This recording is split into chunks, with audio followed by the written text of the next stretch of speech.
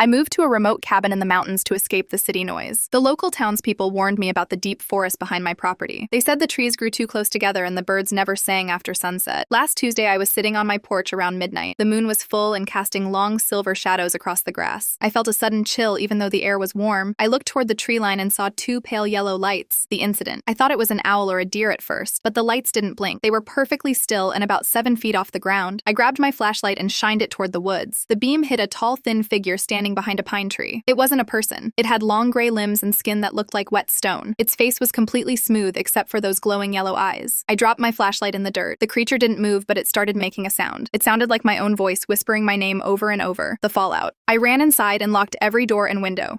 I sat on the floor with my back against the wall until the sun came up. When I finally went outside to get my flashlight, I found something that made my blood run cold. There were no footprints in the dirt, but my flashlight was missing and there was a single long gray hair stuck to my front door handle. I packed my bags and left that morning. I am writing this from a motel 3 states away. I just checked my phone and I have a new voicemail. It is a recording of me sleeping in my cabin from last night. I sat in my motel room staring at my phone. The voicemail was 30 minutes long. It was just the sound of my own heavy breathing and the faint creak of my cabin floorboards. I played the recording again and turned the volume all the way up. Toward the end, I heard a scratching sound. It sounded like a fingernail dragging across a window pane. Then a voice whispered.